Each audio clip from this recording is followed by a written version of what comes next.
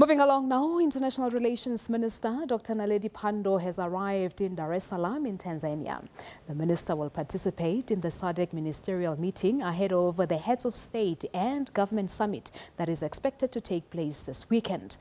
President Cyril Ramaphosa will also arrive in that country on Wednesday night. On Thursday, he will embark on a state visit ahead of the SADC meeting.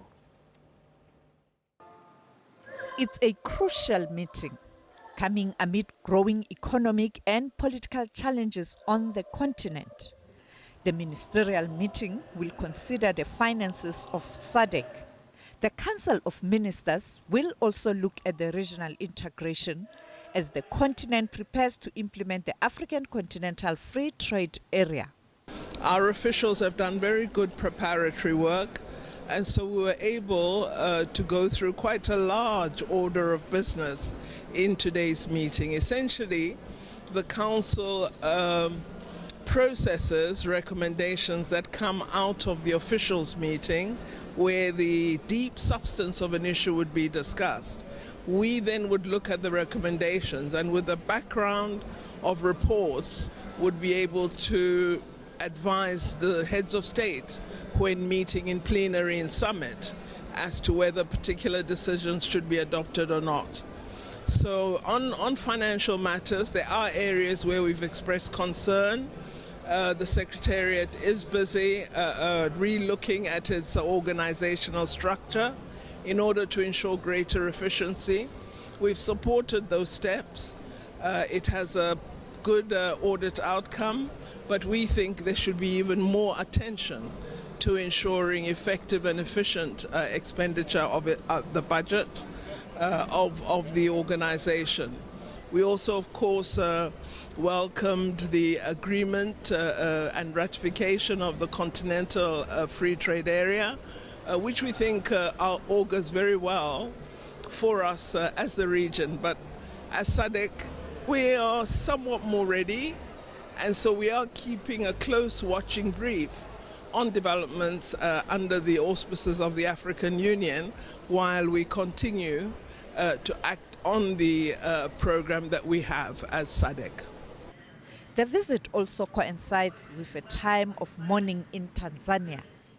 Last week, a tanker exploded, killing more than 70 people. Pretoria has conveyed its condolences to Dar es Salaam. At the beginning, there was a note of sadness due to the tragedy that occurred in Tanzania, a tragedy for which South Africa has expressed its deepest sympathy to the people and government of Tanzania. Over 65 lives have been lost, and indeed that incident is one that all of us as ministers marked with great sadness. The two countries have strong relations. Tanzania was home to thousands of activists who fled the country. There are very, very long links that Tanzania has as one of the states that essentially gave of itself to the struggle for liberation on the African continent, but in particular in Southern Africa. Tanzania played a very important role as the host of all the liberation movements, including that of Namibia, SWAPO, PAC, ANC, as well as South African Communist Party and other organizations found themselves here. And of course the historic Solomon Mahlangu Academy is right here, the college where many of our young people who left South Africa in order to join efforts directed toward achieving freedom, they were at SOMAFCO and studied there.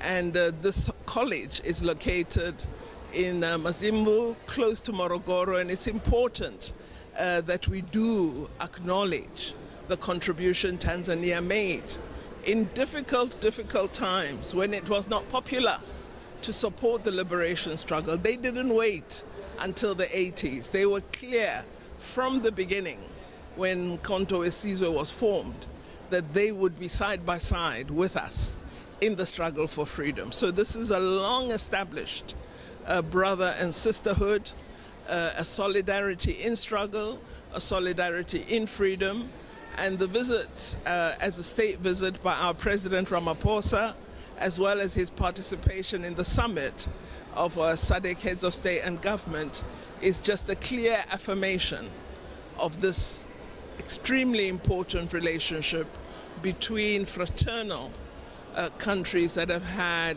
bonds that can never be broken. The state visit aims to strengthen existing relations. Sophie Mkwena, SABC News.